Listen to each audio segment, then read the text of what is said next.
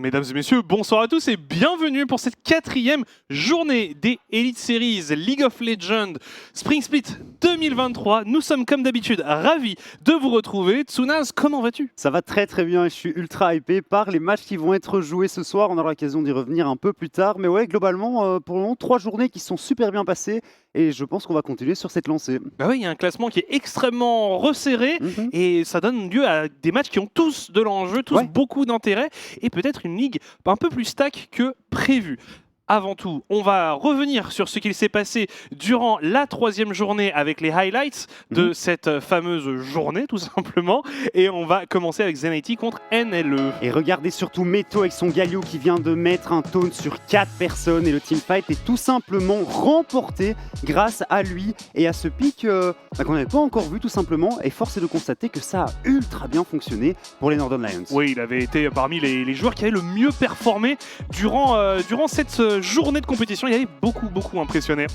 Ouais, donc belle prestation sur Galio. On avait ensuite eu un match KRC Genk contre Heat et une victoire facile pour les joueurs de Genk. Globalement une victoire facile, oui, et on s'est fait plaisir aussi sur le fin de la game. Tu sens que Heat, ils ont encore besoin de trouver leur marque. La game a été compliquée et le KRC Genk qui globalement se rassure et tu sens que l'équipe monte en puissance. Ouais, c'est ce qu'on s'attendait à voir, une équipe de Genk qui monte en puissance au fur et à mesure du split. Et puis, il y a eu une surprise, une fois n'est pas coutume, Agency contre MCon. Les MCon se sont imposés, les Agency qui ont été extrêmement imprécis dans leur gameplay. Ici, bon, c'est un exemple parmi tant d'autres. Mayuk, on vient lui donner un kill ici sur son Cassante. Et tu sens que du côté des Agency, ça n'allait pas du tout, mais on aura l'occasion d'en reparler. Et puis, autre surprise, ou pas vraiment, ce match qui a opposé les Benelux United face au 7M. Regardez ici Chokes avec son Nautilus qui va mettre une très bonne engage sur Saira, la grenade qui va également toucher Auré. Water qui se projette et qui va prendre les foudres de ses adversaires. Mais regardez, Zorak et son Tryndamere qui se fait gentiment ramener par Zergot et son Cassante. Et comme il n'y a plus aucun CD puisqu'on a tout utilisé pour Water, et ben du côté du Trynda, on peut envoyer des balafres, des grosses auto-attaques, des gros crits, récupérer un quadra kill et clairement une performance magistrale du côté du top laner des Benelux United. Oui, c'était un genre d'upset quand même ce résultat pour les Benelux United, mais force est de constater qu'ils ont été excellents, en particulier Zorak, comme vous l'avez vu avec un quadra kill et des stats, ma foi, pas mauvaises du tout. Presque 40% des dégâts de son équipe, c'est loin d'être horrible pour un top laner. Franchement, il a été extrêmement impressionnant. Toute l'équipe a bien performé, mais on était obligé de donner ce MVP de la journée de mardi au top laner des Benelux United. Donc Zorak, peut-être le premier d'une longue série. Une équipe qui de toute façon est extrêmement en forme. Voilà donc un récapitulatif des résultats de cette première journée de semaine 2. On l'a dit, donc victoire de Benelux United contre 7am. Grande surprise pour pas mal de gens, même si nous l'avions vu évidemment dans les prédictions. Genk contre Heat, 1-0 pour Genk. On a ensuite eu les Northern Lions qui ont battu les NIT dans un match assez disputé. Et puis les MCon qui ont aussi créé la surprise en s'imposant contre The Agency. Les The Agency et Heat qui pour le moment sont les deux équipes qui à mon sens ont le plus de mal. On revoit le classement général ici avec 5 équipes à ex-aequo, 2 victoires, 1 défaite. Et puis The Agency, Zenity en 6e et 7e position avec une seule victoire à l'heure active. Et Heat qui a toujours du mal dans ce début de saison et qui n'a toujours pas réussi à accrocher une victoire. Ils peuvent se rattraper, mais en effet, il va falloir commencer à mettre des points assez vite parce qu'on peut se faire distancer rapidement. Mais comme vous le voyez, c'est extrêmement resserré. On n'a pas une équipe en 3-0. Toutes ont au moins concédé une défaite. Donc, toutes ces équipes ont des failles qu'il faut trouver, qu'il faut pouvoir exploiter. Mais tu le disais, c'est encore très ouvert pour le moment. C'est normal après seulement 3 jours de compétition. Mais globalement, on est très content de voir que le niveau est serré et qu'il y a très peu d'équipes qui, à mon sens, ne vont pas performer du tout pendant ce Spring Split. En effet, ça nous annonce une compétition assez disputée et assez passionnante à suivre. Avant de passer à la journée d'aujourd'hui réellement, on avait envie de faire un petit détour par la botlane, un petit détour sur la méta de ce secteur de la faille de l'invocateur, parce que finalement c'est peut-être là qu'il y a le plus de surprises. On voit une méta assez établie au top en jungle, au mid, avec on va dire à chaque fois 3-4 pics. On peut mentionner en top lane, on voit beaucoup de Jax, de Fiora, de Cassante, en jungle, Maokai, Sejuani, Vi et puis Wukong. En mid lane, c'est du Ryze, c'est du Azir, un peu de Syndra aussi. Mais ça reste globalement assez commun entre toutes les équipes. Tu vois du Sylas aussi, tu vois un petit peu d'Akali, mais très généralement en réponse à ces pics très forts, ce Ryze et ce Azir qui globalement sont les deux meilleurs champions de la mid lane à mon sens actuellement. Et comme tu le disais, effectivement, la bot lane, c'est vrai qu'on voit plus de choses et en Elite Series, on voit notamment beaucoup de support à engage, notamment, normalement ça devrait pas tarder à bouger, voilà, notamment le Nautilus, le Rakan et le Braum. On vous a sorti quelques stats ici. Pour Nautilus, près de 70% de présence, alors que beaucoup de gens sont en train de dire la botlane, il faut jouer double range. On voit des enchanteurs. Des enchanteurs, on voit beaucoup moins de support à engage. Et pourtant, ici, au niveau du Benelux, on met quand même fort la priorité sur ce Nautilus, sur ce Rakan. Pourquoi, à ton avis? Eh bien, simplement parce que c'est vrai que les supports en engage, ça fait très exposé comme ça, tu sais, de voir à l'école comme ça, j'aime bien. Non, mais du coup, c'est vrai qu'on voit pas mal de supports en engage parce que c'est simplement un outil ultra facile à utiliser pour mettre en place les teamfights avec une grenade ASM, avec une encre d'un Nautilus. On peut facilement trouver une situation d'escarmouche ou même dans un teamfight plus global. Ouais, c'est ce qu'on disait. Nous, à notre niveau, au niveau du Benelux, on apprécie vraiment quand les équipes prennent des compositions qui sont assez faciles à jouer en teamfight. Et fatalement, ce Nautilus, ce Rakan, aide vraiment à setup toutes ces parties où il va se passer les 5v5 autour du baron, autour des dragons. Et c'est peut-être aussi du confort pour toutes les équipes qui jouent actuellement, puisque c'est le début de la ligue, il faut venir accrocher quelques victoires. Et donc jouer sur des pics sur lesquels on est à l'aise, pour moi, c'est quand même une bonne solution. À noter donc que ce sont les 3 pics, 3 pics extrêmement présents. Il y a aussi énormément de champions qui ont été joués une seule fois. On peut penser à de la Leona, à de la Soraka. Il y a eu plein de tentatives. Aussi, qui a été joué avec Lucian, en effet. Une seule fois, c'est fou. On joue plutôt des supports dans l'optique teamfight que dans l'optique laning pure. Par contre, il y a un roi incontesté de la botlane au rôle de support, c'est Heimerdinger, qui était dans tous les esprits, notamment ce mardi. Effectivement, depuis jeudi passé, Heimer n'a pas perdu une seule game. Il a été 100% pick ou ban sur les deux dernières journées. Et comment est-ce qu'on peut expliquer ça? Globalement, la priorité au niveau de la botlane, c'est quelque chose qui est très très important, parce que ça permet à ton jungle de plus facilement invade et d'avoir en fait plus facile à gérer son early game, plus de marge de manœuvre effectivement en early game. On l'avait vu notamment lors de cette opposition qui avait opposé Lozy et Noodle. Lozy avait décidé de pick Elise. Elise qui est un perso avec lequel tu dois vraiment tenter de faire un maximum de gank en early game. Le souci, c'est que c'était du côté de Noodle et de l'équipe de Noodle qu'on avait la priorité chez les 7M, et donc Lozy n'a pas pu faire grand chose. C'est plutôt Noodle qui, au niveau de cette early game, a pu faire à peu près ce qu'il voulait dans sa propre jungle et dans la jungle adverse. Donc Heimer actuellement hyper fort, et je pense qu'on va le voir beaucoup plus régulièrement ban aujourd'hui. Et les réponses que tu vois normalement contre Heimerdinger, c'est plutôt des persos range, type les ADC qu'on a vu jouer en tant que support, la hache qu'on a vu de temps en temps ici en Elite Series, mais on a vu aussi partout dans le monde de la Caitlyn, parfois de la Kalista aussi, qui sont sortis du Jhin. Jhin qui a été effectivement la grosse réponse à Heimer sur ces dernières semaines. Et donc voilà, ça c'était un petit peu le petit point Heimer.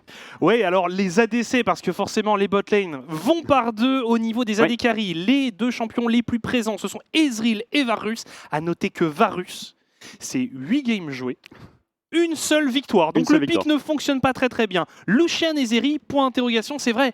C'est vrai qu'on ne voit pas ces champions là où ils sont si populaires dans d'autres régions. Chez nous, ils semblent être boudés. Idem pour Caitlyn et Draven qui, eux, par contre, sont énormément ban. Ils ne sont pas boudés, ils sont ban. Ouais, Caitlyn est presque ban à toutes les games. Draven également, notamment contre Subex et contre PTS.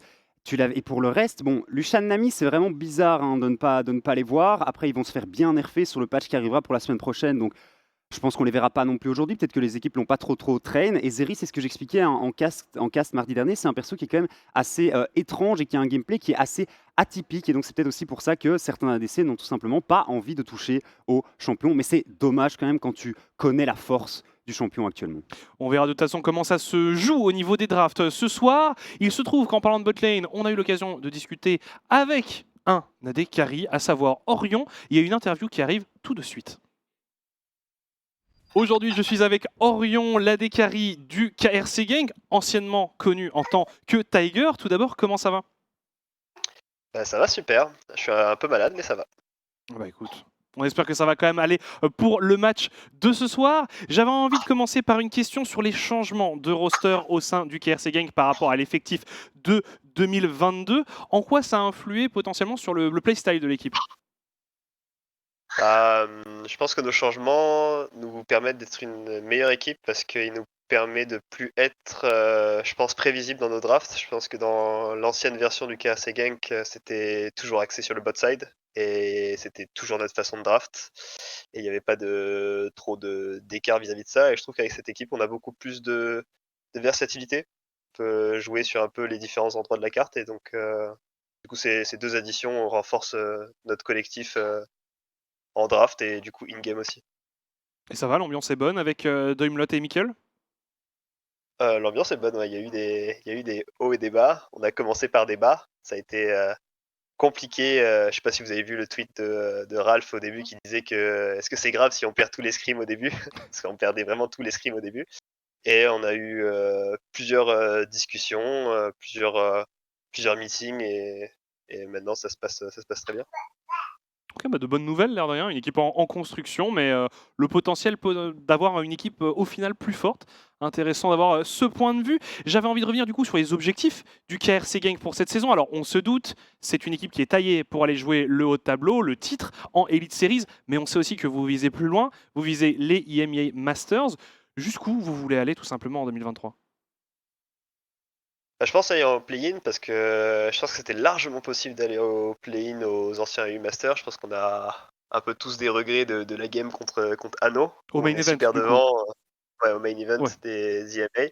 Parce que la game contre Anno qu'on fait et qu'on perd alors qu'on avait un lead vraiment de ouf, enfin on aurait forcé un tie et peut-être qu'on aurait pu obtenir le premier seed du groupe et donc on aurait pu ensuite entrer dans le main event. Bon, après, on aurait été placé dans le groupe B, qui était le groupe de la mort, avec LDLC, je me souviens plus, mais on n'aurait pas été loin après. Mais en tout cas, ça aurait été un, un beau final de l'équipe si on arrivait à aller à ce stade-là. ouais, on a senti que c'était une possibilité pour le KRC Gang, même dans votre opposition face à GameWard. Je pense que vous avez quand même pas été ridicule du tout. Donc ouais, on peut espérer pour vous que ça se passe encore mieux en 2023. On va revenir un peu sur le niveau local. Qu'est-ce que tu penses des autres équipes de la Ligue? Quelles sont, selon toi, les grandes rivales du KRC Gang? Je pense le grand rival du KRC Gang, c'est 7AM, sans aucun doute. Je pense que le niveau de la ligue a en moyenne augmenté. C'est-à-dire que je trouve qu'il n'y a plus d'équipes un peu comme au speed d'avant, comme KVM et Lions, qui étaient vraiment des équipes qui Un étaient peu plus derrière tout faible, le ouais, monde, ouais, ouais. un peu plus faibles. Là, je trouve que même si Hit, là, pour l'instant, est dernier du classement, je pense pas qu'ils vont faire un split sans victoire. Je pense qu'ils ont largement les moyens d'obtenir une victoire dans le split, tandis que je pense que l'année dernière, il y avait des équipes où tu savais que leur saison allait mal se passer. Je pense que là, tout le monde peut potentiellement faire une belle saison. Quand je dis une belle saison, je dis pas forcément aller dans le haut du tableau, mais en tout cas ne pas paraître ridicule, quoi. Exactement. Et justement, on parle des équipes, mais il y a aussi évidemment ton rôle d'Adekari. Quels sont les autres Adekari qui t'ont impressionné jusque-là ou que tu as hâte d'affronter? En vrai, aucun. Aucun. Je pense que le niveau d'Adekari, par contre, a baissé en moyenne, je trouve. Je pense que Dragdar était l'ADC qui pouvait me contester un peu. Je trouve que cette saison-là, j'ai pas trop d'opposants directs. Je pense que, en tout cas, de ce que j'entends, Auré a été bon à un moment, mais récemment, en tout cas, le split où j'ai joué en Elite Series et ce split-là que je suis en train de regarder, je le trouve pas très performant en ce moment. Donc, bah, il y a PTS qui a un potentiel, mais je pense qu'à part ces deux-là, Il n'y a pas vraiment de niveau très élevé dans le poste d'AD Carry. Le louche peut-être? Peut-être, mais j'ai pas encore assez vu de perf de sa part pour pouvoir dire, pour pouvoir avoir une opinion sur lui.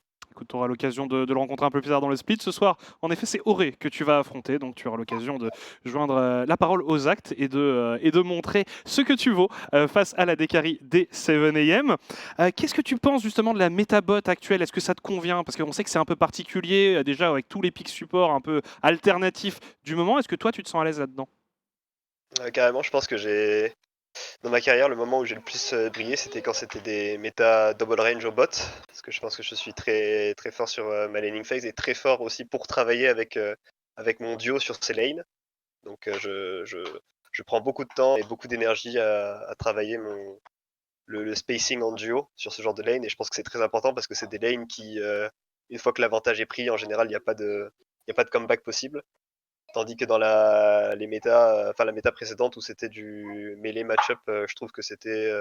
Tu pouvais avoir un avantage, mais l'avantage n'était pas nécessairement synonyme de victoire. Tandis que là, je pense que quand tu passes devant dans un match-up double range, la victoire est quasiment assurée, je pense, à 80%.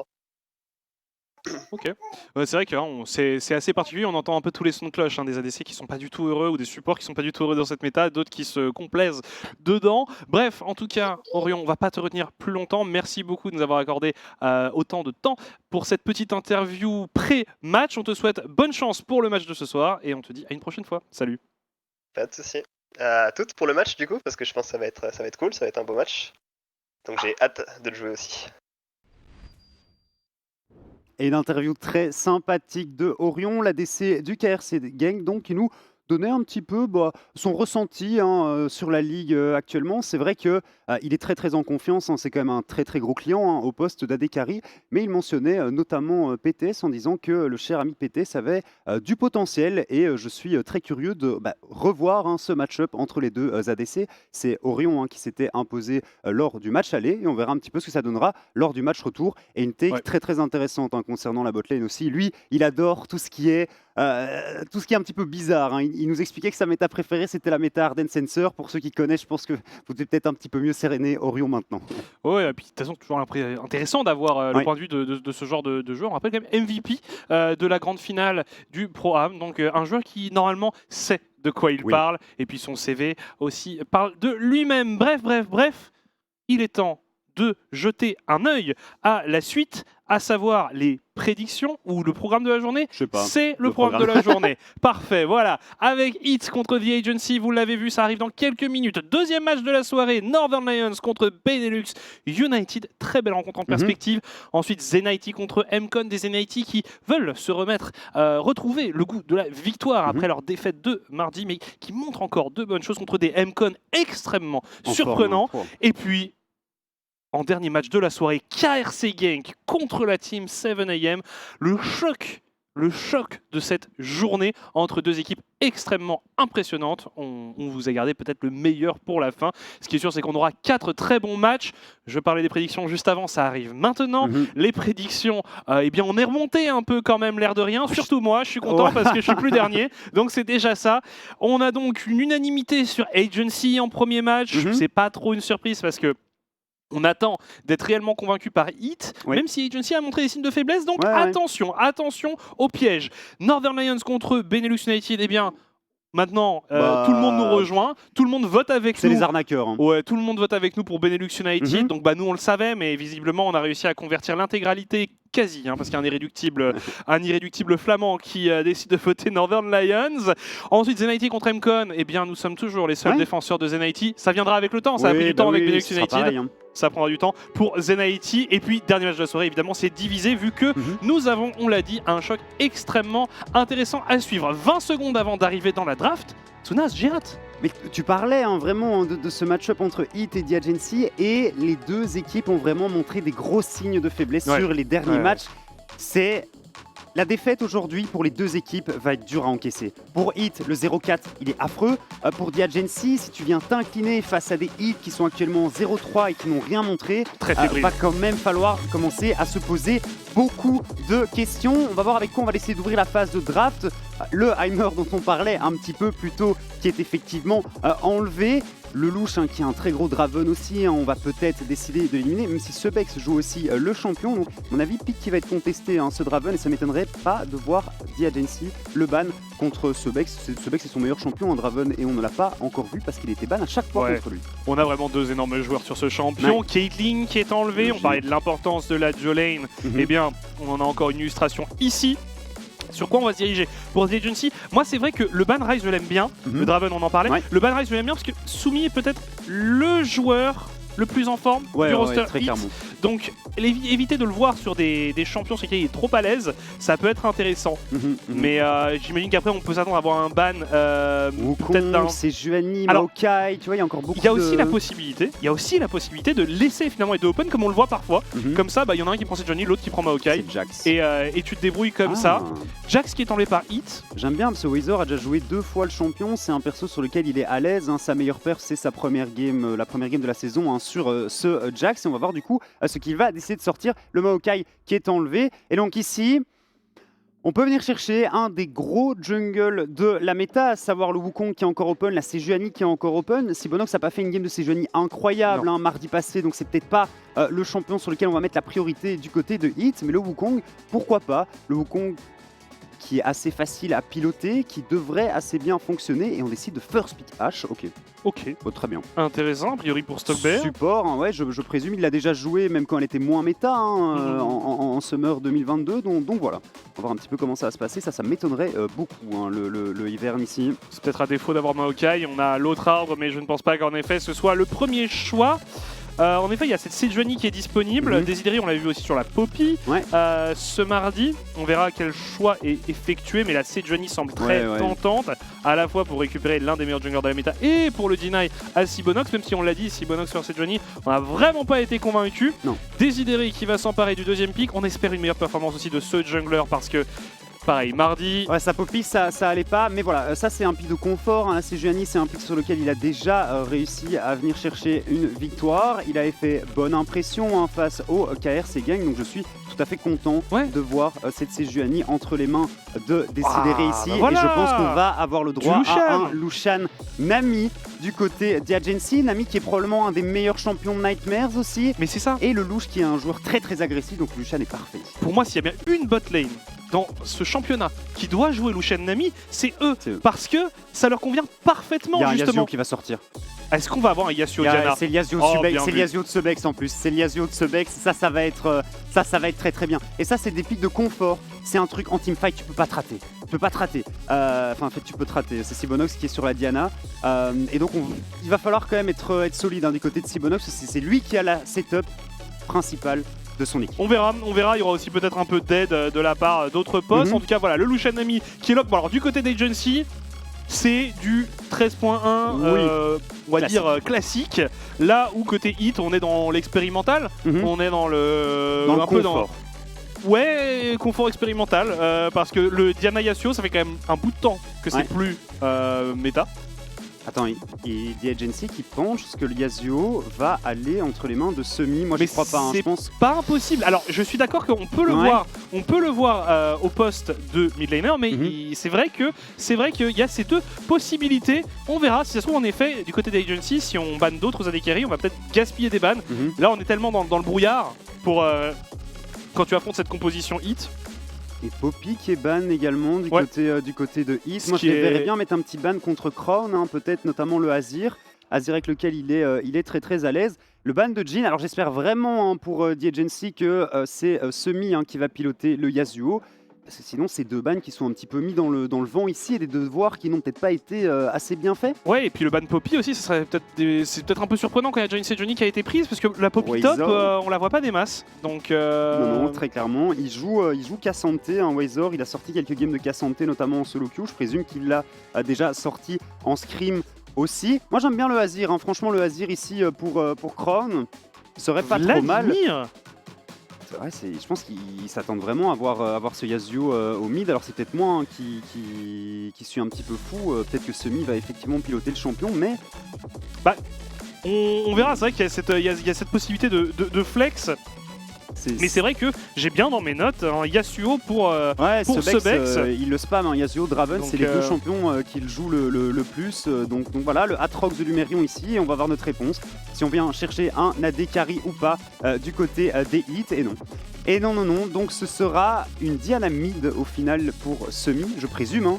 Un Gragas top, non, un Gragas jungle et un Aatrox top. Elle est quand même expérimentale, hein, leur draft, bon. C'est curieux. Alors, on va voir. C'est top pour Yasuo. On va voir ce qu'on décide de prendre. Aatrox a quand même beaucoup perdu de sa superbe. Oui. Hein. On n'est plus sur le Aatrox de 2022 qui gagnait à peu près tous les match-ups. Hein. On est sur un champion qui est peut-être un peu plus à sa place. Et peut-être une réponse au Wukong du coup. C'est top alors. Bah oui, ça. Ah oui, je pense que ça va être Sejuani top. Hein. Ouais. On joue pas la lane, on va juste jouer teamfight du côté de Wazor. On peut farmer tranquillement, c'est un champion qui est pas facile à tuer non plus, Sejuani. Donc voilà, elle va souffrir contre le Aatrox, bien évidemment. Aatrox qui a historiquement des match-ups très simples contre les tanks. On pensait notamment à l'époque au Aatrox Horn, toujours à l'avantage du Aatrox. À voir si c'est quand même pas un Wukong top. C'est possible, c'est possible. Oui, c'est quand même possible. Je vois plus la Sejuani en top lane que le Wukong, moi, mais c'est une possibilité. On verra. Mais c'est vrai que là, du coup, on a quelques surprises. On parlait de ban du coup qui a été envoyé un peu dans le vent. C'est Gragas le coup.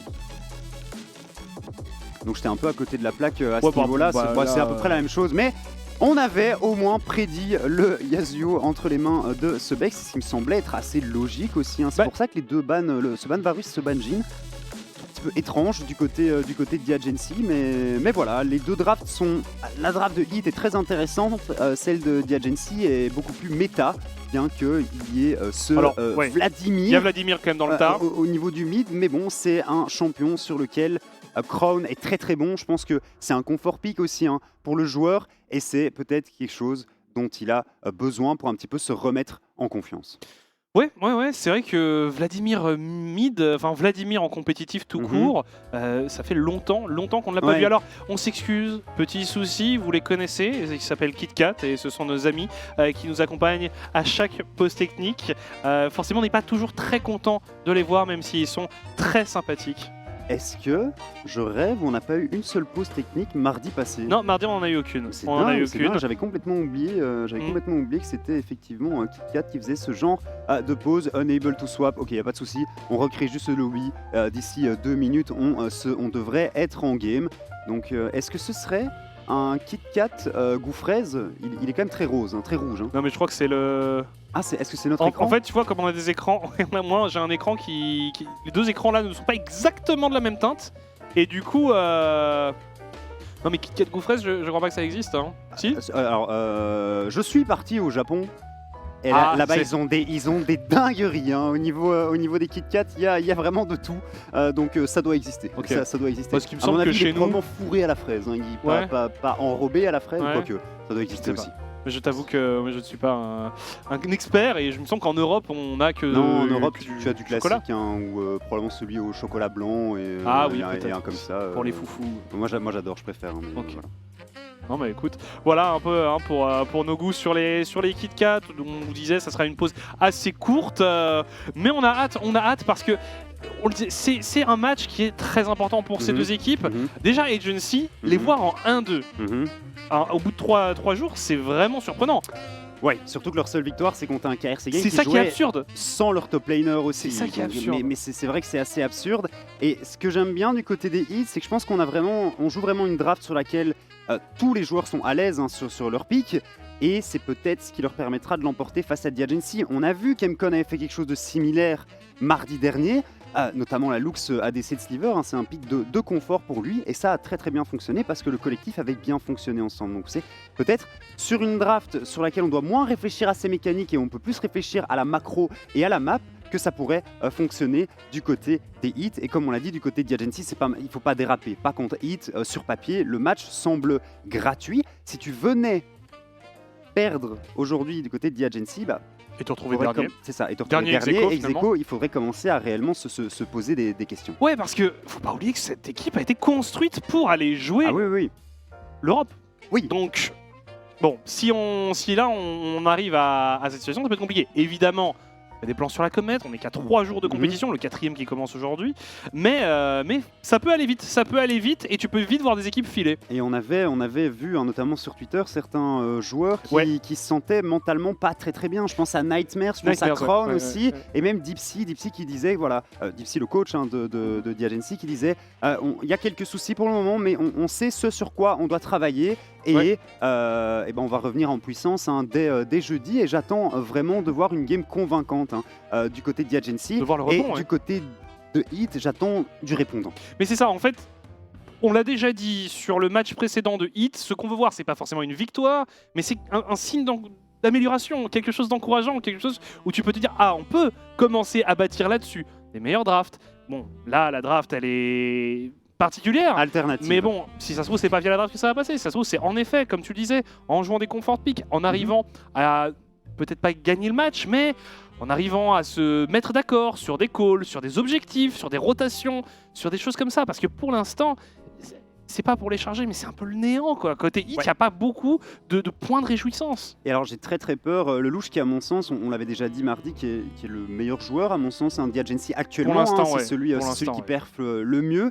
Et ça joue un Lushan Nami du côté de Diagency face à Yasuo et H. Alors, Yasuo, quand tu le vois en bot lane, en général, tu le vois avec un support très agressif. Je pense au Nautilus, parce que Nautilus, la setup, elle est toute trouvée, hein, avec l'ultimate suivi de l'ultimate de Yasuo derrière, tout à fait. Mais pourquoi pas aussi de la Leona, du Alistar, ou ce genre de pick très agressif qui veulent aller de l'avant. H, c'est pas vraiment son cas, même si je m'attends à ce que Stugbear joue avec Hail of Blade, donc le déluge de l'âme, pour pouvoir essayer de mettre un maximum de pression en early game sur ce Lushan Nami. Lushan Nami, ça devient ingérable à partir du moment où les deux champions, à savoir le Lushan a sa Gale Force et la Nami a son mandat impérial. À partir de ce moment-là, les dégâts sont juste trop conséquents. Et je pense qu'il va essayer de falloir prendre un avantage avant ces deux items du côté de la botlane des Heat. Mais ça va pas être facile parce que c'est un petit peu c'est une botlane où je ne mettrais pas vraiment ces deux picks là ensemble sur la même lane. Et puis surtout que même si tu veux de l'aide de la part de ton jungler, tu as une Diana. C'est pas comme si tu avais un setup de dingue. Non, pas avant le niveau 6. En gros, avant le niveau 6, c'est ça. Tu as juste à voler de flèches pour H qui peut slow une tornade d'un Yasuo. Mais bon, faut la toucher quoi. Ouais, mais bon, après franchement, alors si Subex ne montre rien sur son Yasuo. Non, je pense vraiment qu'à mon avis, le gars doit être solide hein, sur ce pick. C'est vraiment un champion sur lequel il est ultra à l'aise, qui spam en solo queue. Donc ça devrait aller. Normalement, c'est plus la jungle, la Diana, voir un petit peu comment il va approcher les teamfights, parce que ça, c'est ça qui est ultra important. Ouais. Après, il y a ce Gragas, hein, un petit peu la roue de secours. Hein, si la Diana n'arrive pas à trouver un gros ulti en teamfight, t'as le Gragas avec son tonneau qui va pouvoir trouver un bump pour le Yasuo. Et donc en fait c'est ok, d'accord. Donc en fait c'est Aatrox au niveau de la mid lane et un Gragas top pour Lumerion. Donc tank contre tank au niveau de la top lane. Alors tu vois juste un truc, Aatrox contre Vladimir. Je t'avoue que si j'avais dû voir un changement d'ordre dans la draft, tu vois, dans l'attribution des picks côté hit, c'est pas forcément sur le Yasuo et le Aatrox et le Gragas que j'aurais vu un changement. Tu vois, peut-être plutôt du côté de la Diana et du Gragas. Enfin bref, on attend de les voir nous faire mentir tout simplement. Les Heat et les Agency qui s'élancent sur la faille de l'invocateur pour la première rencontre de cette soirée. C'est parti. Et on l'a dit, match ultra important pour ces deux équipes. Une défaite n'est pas envisageable de part et d'autre. Et on commencera la danse des dragons de cette partie avec un Drake Hextech. Donc pas de plantes qui te font jump la moitié de la map. C'est bien dommage. C'est bien dommage. Alors au niveau des runes et des masteries, Stugbear sur Sage qui a plutôt fait le choix de la comète. Je trouve que Déluge de l'âme c'est trop fort actuellement, ça permet vraiment de respirer beaucoup plus au niveau de la phase de lane. Une exo sur les deux AD carry, ça c'est bien logique. Et puis pas de TP en mid lane du côté de Crown. Et un Ignite sur la Sejuani, il y a beaucoup de choses quand même. L'Ignite Sejuani, on a plutôt l'habitude. Il ne devrait pas être de toute façon trop en danger face à Lumerion dans le match-up direct. Ça va être une lane un peu morte sur le topside. Par contre, c'est vrai que sur la mid lane, Aatrox contre Vladimir, c'est pas un match-up qu'on a l'habitude de voir. Ce que j'aime bien globalement, c'est que ce Vladimir, il va farmer très tranquillement. L'objectif, c'est d'avoir 2-3 items, d'arriver en teamfight et de one-shot toute la team adverse avec un bon flash-in. Du côté de la CGNI, ça va être pareil, hein, on va FK farm un maximum et se rendre utile au niveau des phases de teamfight. Déciderait donc qui, à mon sens, va jouer sur le bot side et regarde déjà la pression qu'on prend. Et je pense que la comète c'est une erreur. Je pense vraiment que la comète c'est une erreur du côté de Stugbear. Ouais, c'est vrai que tu semblais plutôt dans...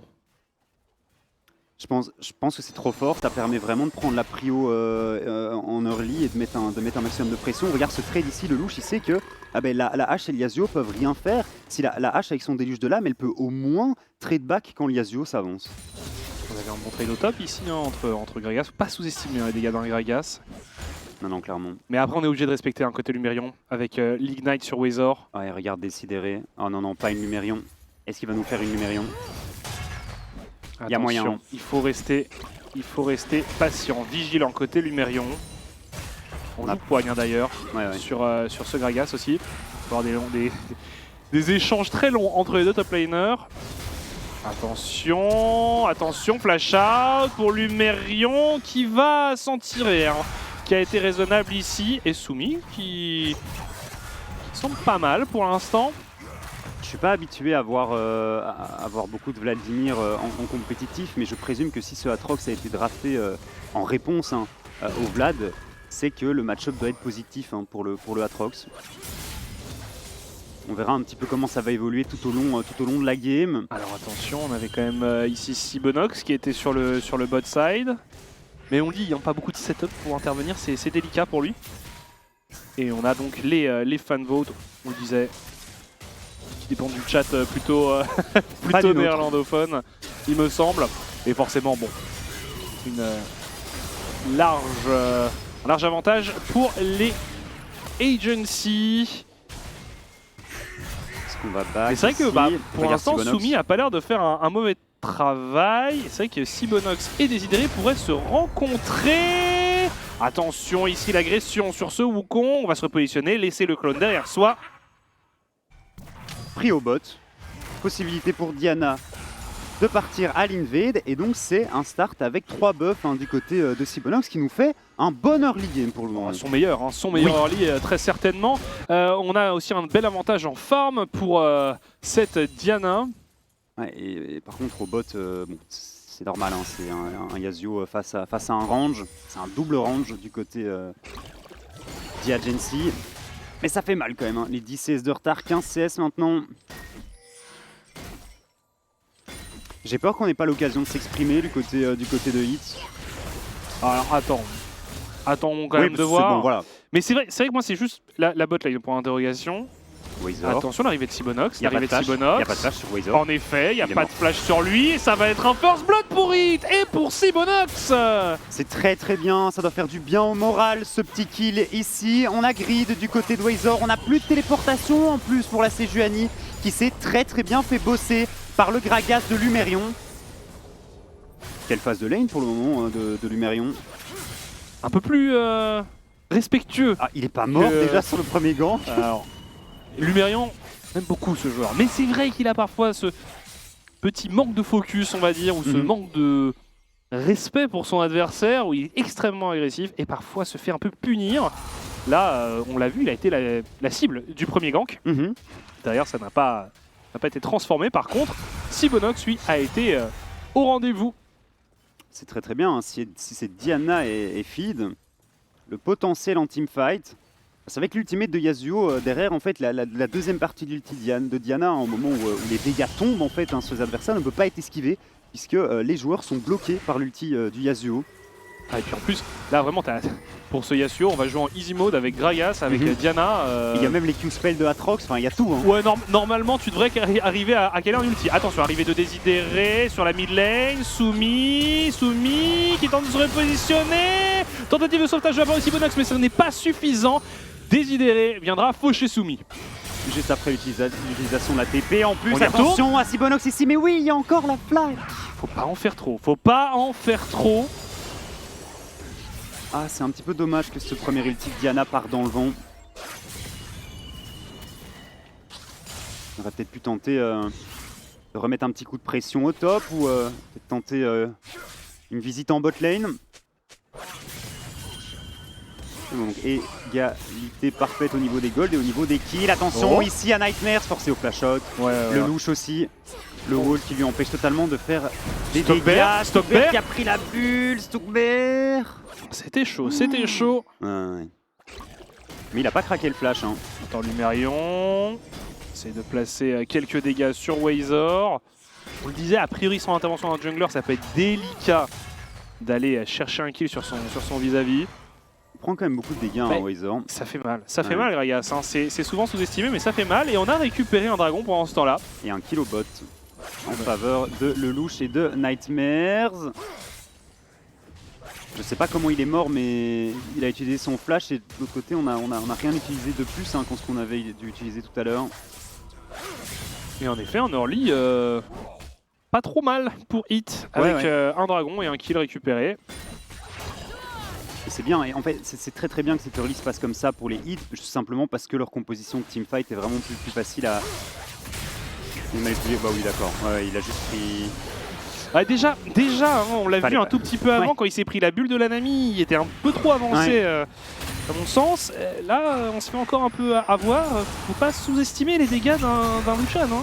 Non, et puis il avait littéralement plus de mana pour lancer un quelconque spell, il avait 10% d'HP, donc il y a un moment où tu rentres à la base. Hein, c'est une possibilité en effet, attention parce que il pourrait y avoir un affrontement autour de ce héros de la faille.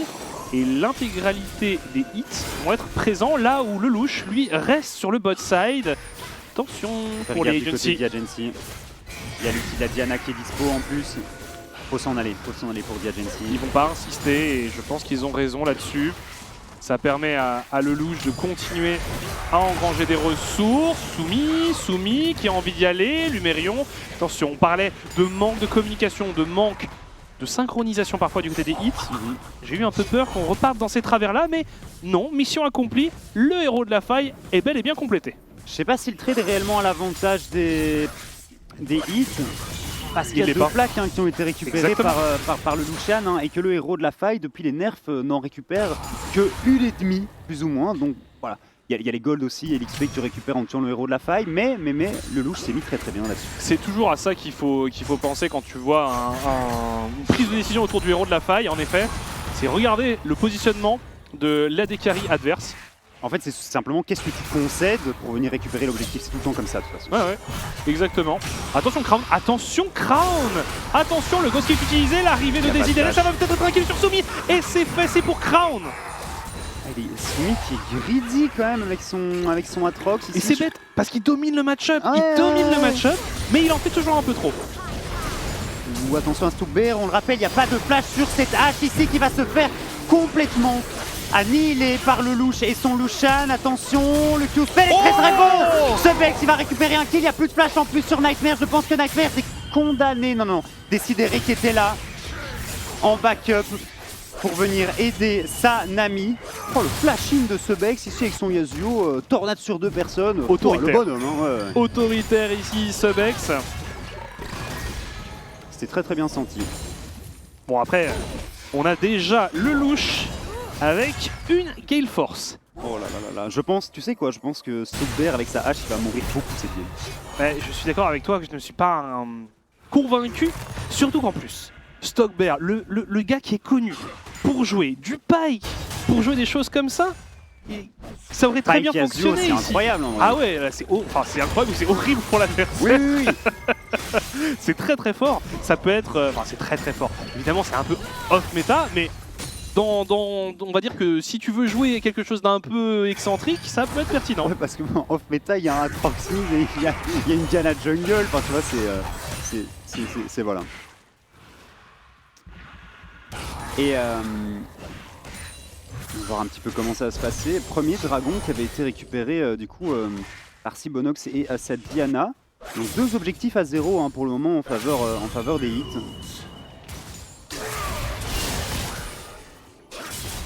Non, c'est reste disputé, c'est peut-être le meilleur début de game de Hit, tout simplement.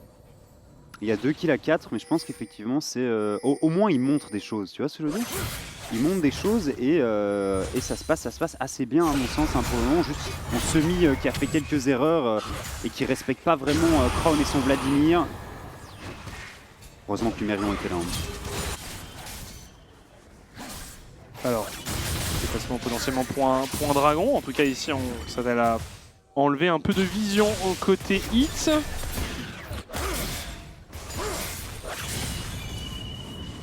un dragon qui arrive dans 20 secondes ici. Ouais. On a 3 joueurs de chaque côté hein, et on utilise le héros de la faille ici. Récupérer quelques ressources. Fixer un peu Nightmares et le louche sous cette tour. Ah, on a pas eu les golds du Bon, côté de attention, Sebek. Sibonox. Par contre, Desideric qui est très avancé ici. Il y a Soumi qui peut arriver en renfort. On utilise l'ultimate. On répond avec une arrow. Soumi qui est en difficulté. Finalement, très peu de pluie de la part de Sobex. Sobex qui vient faucher Desideric. Est-ce qu'on va aller plus loin? On arrive à faire tomber Crown également pour Sibonox. On décide de se retourner sur Wazor. Désormais, l'arrivée de Lumerion. Soumi qui sécurise le kill sur le jungle adverse. Il ne reste que le louche et Nightmares en vie. Et ça va donner un dragon pour les Team Hits. Mais il n'y a aucune coordination chez Diagency. Ils y sont tous allés un par un. La réponse des hits est très bonne. Hein. La arrow est très bonne. Sebex qui met un très bon ulti sur un Q-spell de Semi, si je me trompe pas. Regarde ici, le Q-spell passe ultimate de Yasuo. Impossible de flash out hein, pour décider. Et son Wukong et Crown, il rentre dans le teamfight, mais il n'y a plus l'ultimate puisqu'il l'a utilisé avant dans son match-up en 1v1. Et il se fait tout simplement allumer par la Diana de Sibonox. 3 kills à 0. Et regarde le louche, regarde Nightmare, il peut tout simplement pas rentrer dans le fight. On essaye de prendre les hits en tenaille, mais en même temps, on n'y va pas au même moment et on se coordonne pas.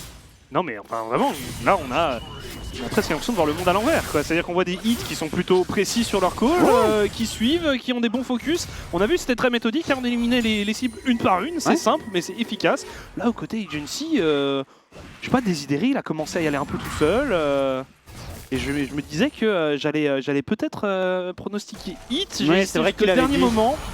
C'est vrai que tu l'avais dit. Moi, j'ai cru en Diagency. Je crois encore en Diagency. Franchement, les louches, Nightmare, ils font un assez bon travail. Est-ce que je les écœure? Sinon, ça va. C'était peut-être le jour. C'était peut-être le jour de la surprise pour Hit. Mais écoutez, la game est loin d'être terminée. Vous le voyez, il y a une égalité quasi parfaite au gold. Mais encore très loin d'une fin de match. Surprise ou est-ce qu'on est juste en train de vraiment underperform du côté de Hit? Parce que c'est Orion hein, qui, lors de son interview, disait même les Hit qui sont actuellement en 3-0, ils sont vraiment capables de faire quelque chose. Hein. Dans ce split, il y a des bonnes individualités, il faut juste trouver la recette qui marche. Et tu sais, c'est ce qu'on disait aussi. C'est qu'on voulait voir du mieux. Côté Hit, et bien là on voit une vraie amélioration par rapport aux 3 premiers matchs de cette équipe. C'est déjà une victoire à mon sens, hein. C'est bien, on va voir un petit peu comment ça va se passer sur la suite de la partie, mais c'est clairement une victoire. On est devant au gold au passage des 15 minutes de jeu, on a récupéré 2 Drake, on se lance sur ce deuxième héros de la faille. Il y a Yasuo qui est là, je pense pas qu'on va pouvoir contester du côté de Diagency, c'est bien. Et ouais, je comprends vraiment pas trop, on laisse tous les objectifs côté Agency. Regardez où on est placé, on va tenter un dive sur Soumi. Et ça va même pas passer. Ça va même pas passer. Quoique, attention, Soumi qui est quand même en difficulté et qui finalement tombe sous les coups de Desideri. Mais on a récupéré le héros de la faille. Ouais, un kill contre un héros de la faille, il faut arriver à s'en sortir ici. On va pouvoir push la mid lane sans problème. Ce serait pas une T1 au mid qui va tomber au vu de la position de Diagency sur la map ici. Je t'avoue que les prises de décision à Agency sont un mystère pour moi. Je ne sais pas. Mais fait. Ok, bon là T2 qui va potentiellement tomber aussi. Attends. Est-ce que c'est pas un flashback de contre Mcon ça? Est-ce que c'est pas un flashback de contre Mcon où on a un héros de la faille qui est relâché et où personne ne réagit? Il va charger une 3e fois. Mais qu'est-ce qu'ils font les Agency? Où sont-ils? J'ai pas, sincèrement, j'ai pas les mots. Je suis désolé, je comprends pas. Qu'est-ce que c'est que ça? C'est dingue, c'est vraiment dingue. Il y a un souci, il y a un très clair souci chez les Agency. On est dépassé. On est tout simplement dépassé. Ouais, bon. 2 tours en mid lane en plus, hein, qui viennent d'être lâchés ici. Est-ce qu'on avait vraiment besoin de lâcher la T2? Je pense pas. Hein. Et comme tu le dis, c'est exactement ce qui s'était passé hein, lors de leur rencontre de mardi. Il a chargé 3 fois le héros. Il a chargé 3 fois, ouais. Deuxième héros de la fight, 3 charges sur la mid lane. Assez surprenant. Doit y avoir un petit souci de communication dans l'équipe. Je pense qu'il y a un petit souci au niveau de l'équipe ici. C'est pas encore terminé, hein, bien entendu. L'écart au gold est inexistant. Enfin, il y a 1500 gold d'avance hein, pour les hits, mais je pense que c'est toujours jouable hein, pour Diagency. Mais il faut se réveiller. Sincèrement, il faut se réveiller. Il faut se réveiller vite parce que on le voit, les hits aujourd'hui sont arrivés un peu mieux préparés. On a back côté Subex, on a récupéré le mythique, à savoir l'arc bouclier immortel. Ouais, je regarde mes notes. Les notes que j'avais prises vis-à-vis de Hit, et j'avais noté Diana pour l'interrogation du côté de Sibonox avec le Yasuo de Subex, ça pourrait très bien fonctionner, et j'avais noté pareil du côté de Subex, le Yasuo avec la Diana de Sibonox, et pour le moment ça marche très bien, Ouais, et bon, c'est ce que tu évoquais, c'était peut-être se retrouver sur des pics de confort pour pouvoir vraiment se concentrer à 100% sur le jeu d'équipe, et il semblerait que ce soit une recette qui ne marche pas trop mal pour l'instant. Attention par contre, ici un dragon qui est envisagé par les deux équipes. L'arrivée de Soumi, Désidéré qui essaye de se positionner pour une engage pertinente. Il y a Crown aussi. Teamfight est très important hein, pour les deux équipes. Crown il me fait un peu peur ici avec son positionnement, il pourrait vraiment détruire la backline des hits. Il part peut-être un petit peu tout seul, l'exo est très bonne. Décidéré, le cyclone au cœur de la mêlée, au cœur des adversaires, on fait énormément de dégâts. Subex qui s'est également projeté, mais j'ai l'impression que le teamfight est remporté par Diagency, quoique le louche qui tombe avec son Lucian.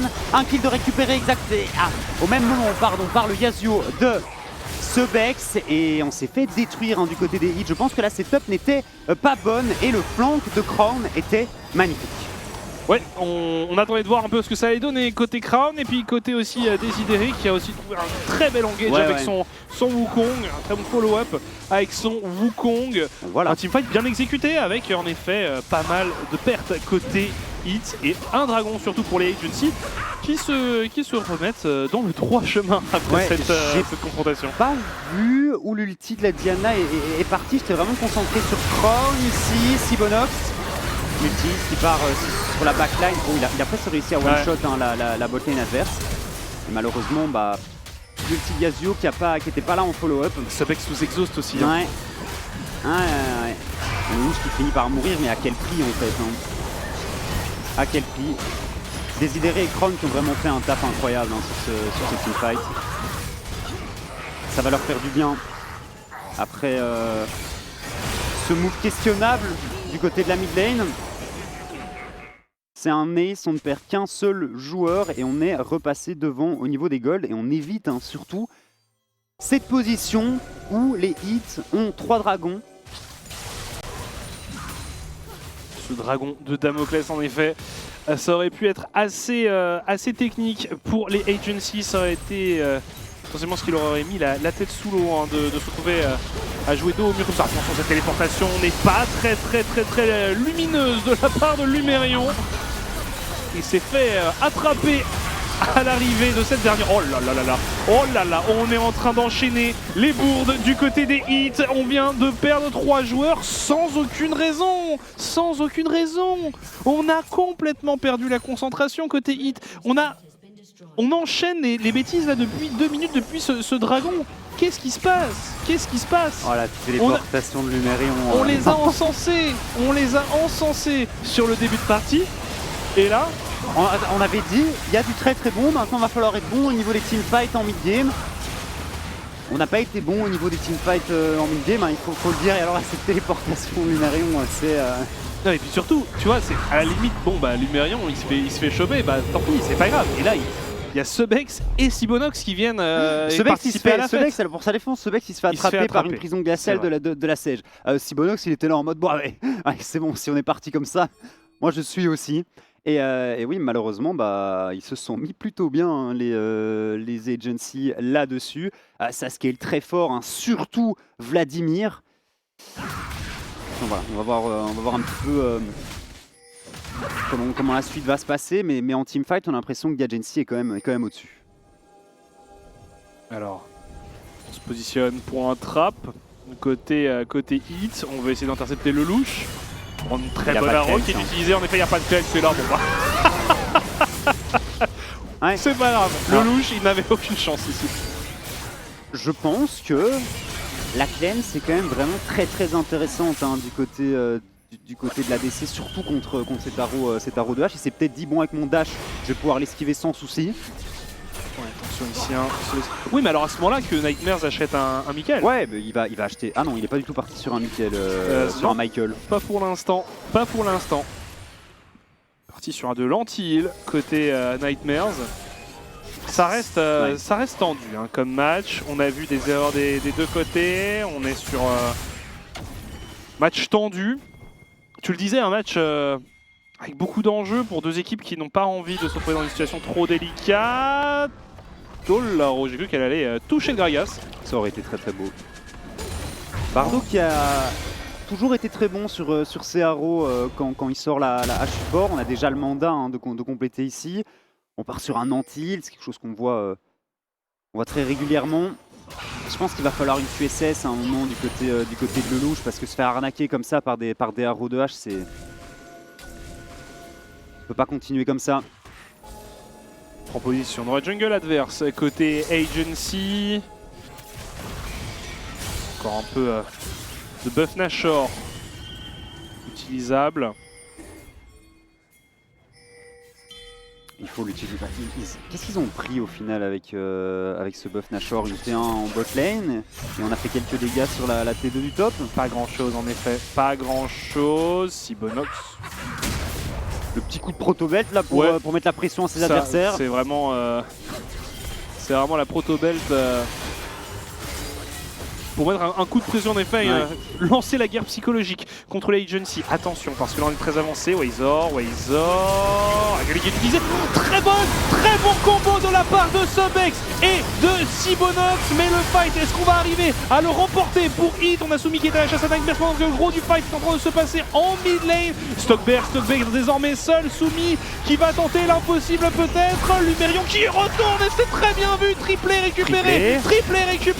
Est-ce qu'on va aller plus loin pour Soumi? Est-ce que ça va commencer? Est-ce qu'on va avoir un pentakill? Est-ce qu'on va avoir un pentakill? Il faut le laisser en effet. Un pentakill peut-être.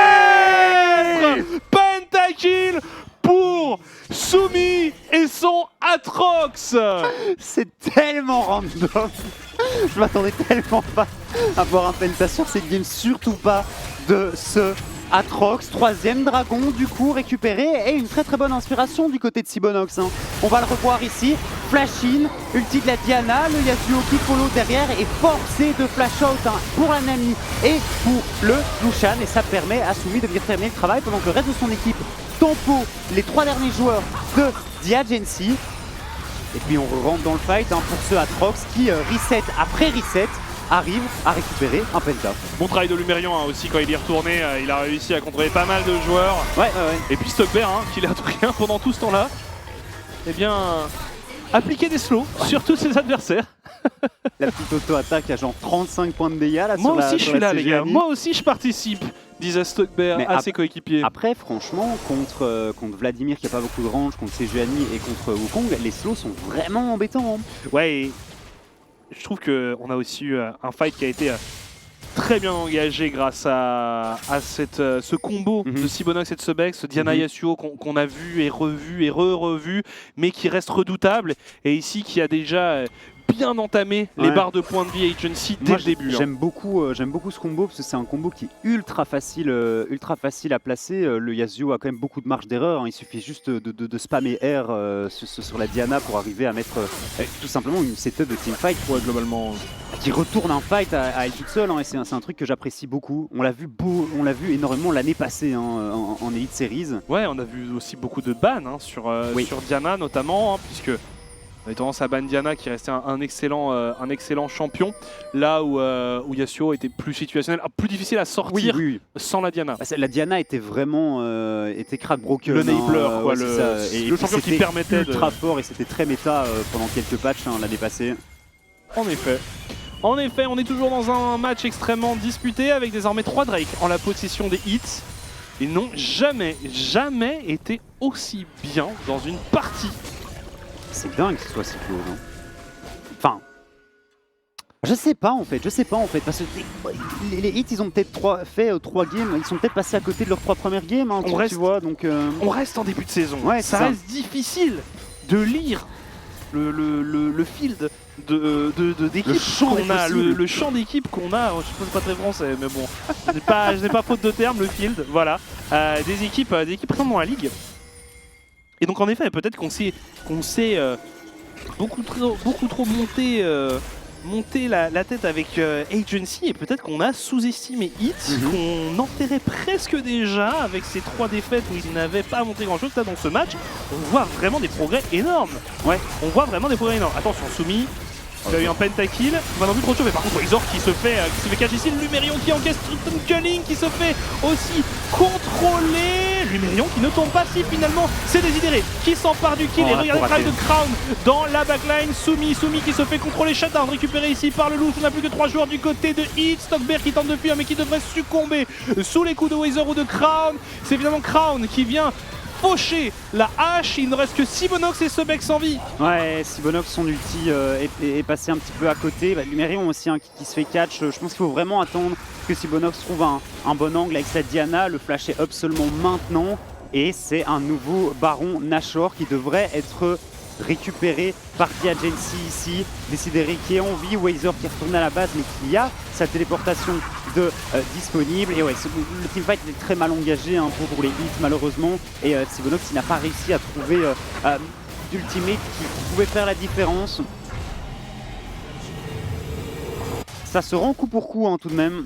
Ouais, mais alors, c'est quand même une drôle de game. Parce qu'on en est quand même au 2e Baron Nashor pour les Agency. Le premier, on a vu qu'il ne l'avait pas spécialement rentabilisé.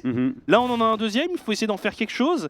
Et puis, on a des hits qui, d'un teamfight à l'autre, passent de pur génie du teamfight à flop total dans un teamfight. Il y a des outils que tu peux pas trop rater avec cette composition. Hein. On a vu que le tonneau de Gragas était parti un petit peu dans le vent aussi pour une tentative de disengage. Et puis je te dis, l'ultimate de la Diana, on la met sur un Vladimir qui utilise simplement sa poule hein, pour esquiver tous les dégâts. Donc si tu n'arrives pas à avoir d'impact avec ces ultis là, c'est clair que le teamfight est beaucoup plus compliqué à venir négocier par après. Vladimir qui est niveau 16 hein, désormais, donc il va être une menace. Il met des grosses claques hein, déjà, je sais pas si t'as vu le dernier fight. Ouais, bah on l'a vu, hein, il s'est projeté sur la backline et c'était la panique générale du côté des hits. On a tous essayé de fuir parce que Vlad, à ce stade de la partie, Vladimir, ça reste. Je sais pas, j'ai toujours appelé Vlad, j'ai toujours eu un problème. Bref, moi, Vladimir, Vlad aussi, hein. Vladimir est extrêmement solide en late game. Attention, Wazor qui s'avance, on est groupé, on n'a pas la vision dans ce bush pour les Agency. Finalement, Wazor qui face tank. Ça va être un 5 contre 5 autour de ce dragon, c'est une potentielle âme. Wazor qui semble quasiment immortel. La très bonne flèche de la part de Stockbear Soubi au milieu du fight, qui subit l'exhaust. Sobex il tente tout, mais on est split et on va se faire découper un par un. Doublé récupéré ici par Crown. On en parlait, le Vladimir devient redoutable et ce teamfight en est l'illustration. On a un Baron Nashor, rien à faire de ce dragon pour les Agency. Maintenant c'est tout droit. Est-ce qu'on peut finir cette game du côté de The Agency? Il nous reste une H support, un Gragas top qui est parti full temps. Donc, ça semble être une victoire Antoine du côté de The Agency et on a joué de façon très patiente. On a été très patient sur ce dernier fight du côté Agency pour éviter vraiment ce combo Diana Yasuo qui nous avait fait si mal. Regardez Désidéré, regardez comment il est soulagé. Bien sûr qu'il est content. Lumerion qui va tomber une 4e fois et une victoire donc pour The Agency. On n'est pas passé loin hein, du côté des hits. T'as senti qu'on perdait un peu pied hein, après ce teamfight qui s'était globalement pas bien passé autour du 3e dragon. Mais pour le reste, on a vu beaucoup de bonnes choses en early. Sibonox qui est actif, Sibonox qui arrive à trouver quelques kills sur des ganks bien inspirés. Donc voilà, moi je suis assez content de la performance de Hit. Ils doivent pas spécialement l'être hein, puisque ça reste une défaite. Mais au moins aujourd'hui, on a vu une équipe qui était capable de proposer et tout simplement de faire des trucs en early quoi. Et faire des trucs. le premier pentakill de 2023 en Elite Series, C'est vrai, accessoirement j'avais complètement pour oublié. Soumis sur son Atrox mid dans un match-up contre Vladimir. Ultra random. Vous êtes bien en Elite Series, vous êtes bien sur RTBF XP pour suivre cette compétition exceptionnelle où l'on a un mélange de méta normal et de méta local, on va dire.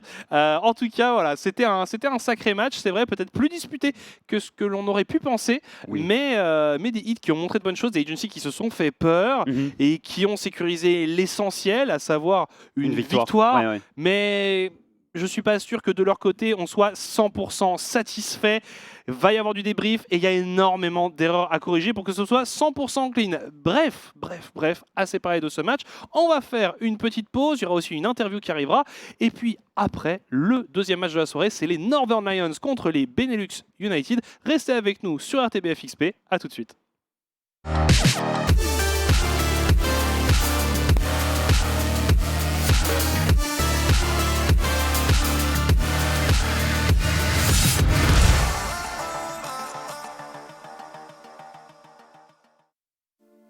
At Air Omen, we believe taste should be savoured, comfort should be next level, and pilots should be hardcore gamers.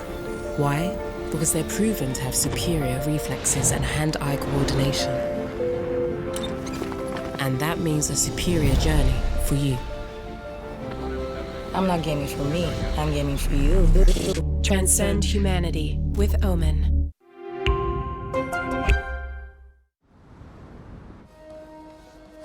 Elles sont là, attendant qu'on les découvre. Certaines sont grandioses, d'autres sont plus modestes. Mais c'est la nature même des idées, elles ne viennent pas simplement à vous.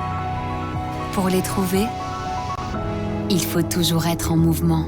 Kia, movement that inspires. The systems are overloading. We can't risk another game. We need to take a break and regroup. We're starting to lose our mind. Captain, we cannot go back to Elo Hell. Last time it took us months to get out of it. Initiate break protocol. Hurry up!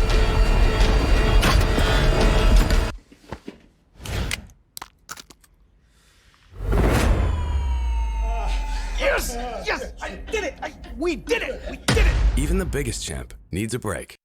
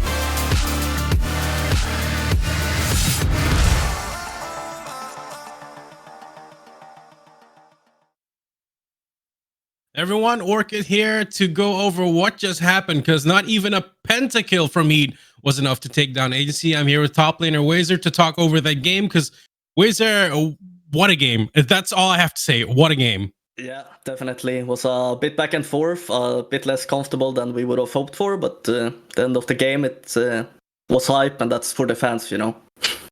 Just do it for the fans. Yeah, exactly. Yeah, I mean, going over the game, we kind of have to talk about the composition as well. It was quite noticeable to me that this composition that you drafted was a bit more, you know, laid back. You don't really have to focus on the mechanics of the champions. Just play the game as you should play it. Was that correct?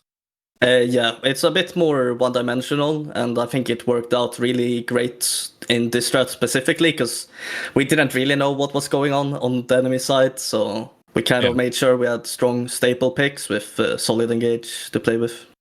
Yeah, and I think even if the game went on and on, right, you had a good composition to work with. Now, I don't want to be that guy, but let's talk about your performance. I got to be honest. There were some expectations with you coming into the league, but I think it's also a bit noticeable that it's sometimes a bit shaky. Do you agree on that? Or am I saying something completely BS? No, I think you're right.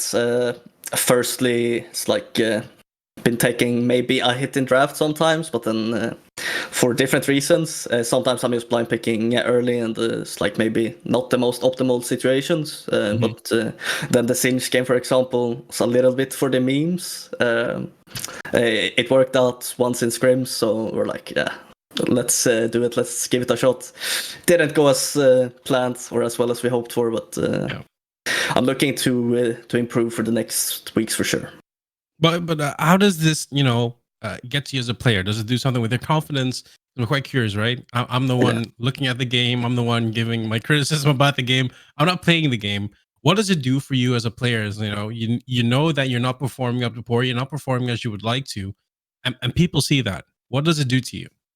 Yeah, personally, like the outside views, I don't really care about them at all. Like, yeah, I know our performances in scrims, I know where I'm at in solo and stuff, and then I think I do like some silly mistakes sometimes that there's no business like happening. Like in Tuesday's games, we went for a top dive, like level 4 or 5, and then I accidentally tanked 2 turret shots for no reason, and then game went a bit south, and then I like to play a lot of different champs, and then if it works out or not, we just go next champ instead.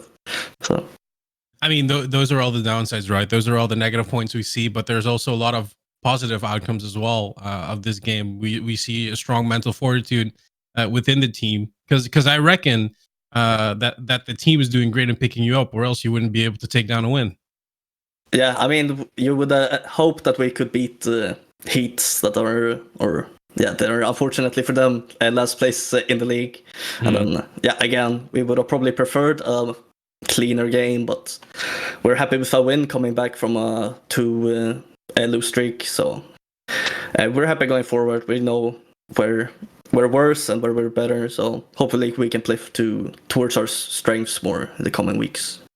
I hope so too. Wazer, so much. Thank you so much for being so open about how you feel about this game. I know that's sometimes a bit scary as well. Appreciate it, and good luck for the coming weeks, and hopefully the only way is up. Yeah, thank you. With that, we hop on over to our casters to rewrap what just happened, and also assuming with the pentakill was not enough. What do you guys think?